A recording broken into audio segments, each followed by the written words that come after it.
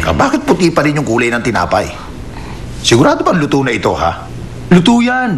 Tikman muna ninyo. Sige. Ano? Kumusta naman? Tingin nyo, palpak pa rin? Ito baka mong palpak. Nagawa mo rin. Talaga? Naaamoy mo agad yung bigas. Humahalo ang bango sa lasa ng tinapay.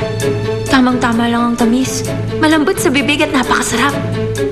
Pero paano naging puti ang kulay? Sa dami ng asukal, mababa sa kalahati ang ginamit ko. Tapos niluto ko ng mas matagal. Ganun ba? Kaya pala ganun ang lasa eh. Ang sarap talaga ng tinapay na ito, ha?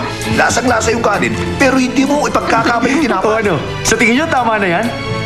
Oo, tamang-tama na. Magaling. Ang sarap talaga. Okay! Ito po yung bago naming tinapay. Sa Chongsan Factory gagawin yan. Teka lang. Bakit ang puti ng mga tinapay na yan? Gumawa kami ng ilang pagbabago. Pero yan pa rin ang bread cream ni President Gu. Gumamit kami ng rice powder sa tinapay.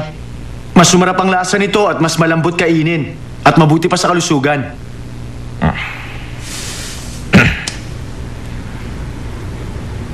Sige po, tikman po muna ninyo. Kapag nagustuhan nyo ang lasa, titiyakin ko pong madideliver namin ang bagong produktong ito sa inyong lahat.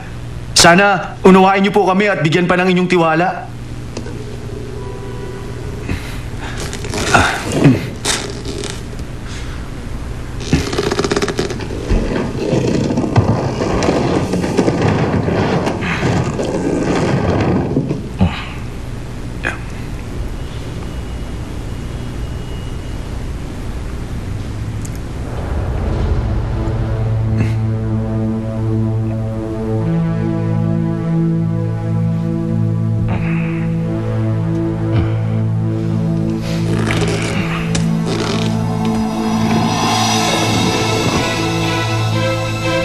Ano ba yan?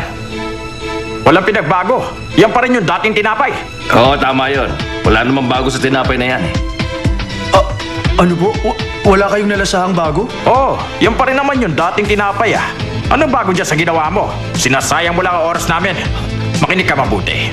Hindi namin gusto yung bagong produkto. Sa susunod na linggo, bayaran mo kami sa kontratang nilabag nyo.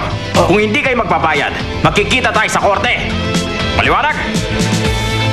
Hey!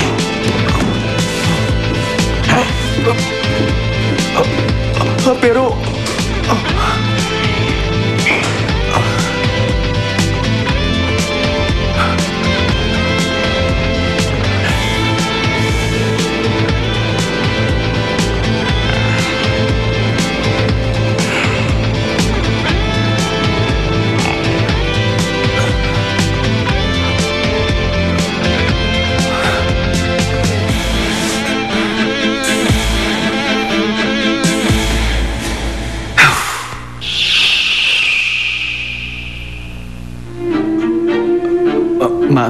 Matthew? May problema ka ba? Matthew! Dinig ko, malaki daw talaga ang problema niyang si Director Gu. Lagi daw siyang laman ng nightclub. Naglalasing lang siya dun. Minsan pumunta sa meeting ng lasing.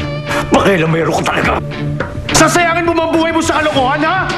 Kahit kailan naman hindi totoo naging akin sila. Kahit nandiyan sila lahat, hindi ako maaaring maging buo. Hindi sila naging akin. Kaya kahit ano pang gawin ko, kailanman hindi ako magiging masaya! Ang hangat ko lang yung mapabuti ang lagay mo, Matthew. Pero bakit? Bakit gustong-gusto mo ako mamuno sa kumpanya? Magkaano-ano ba talaga tayo? Ano ba ang kinalaman ko sa'yo? Gagamitin mo yung bracelet laban sa akin? Plano mo akong patayin sa kahihiyan? Sino namang may sabi sa inyong mamamatay ka agad kayo? Nagsisimula pa lang ako. Ano ka mo? Bukod sa ipinagtapat na yun sa akin ni Matthew, marami pa akong alas laban sa iyo, Mama.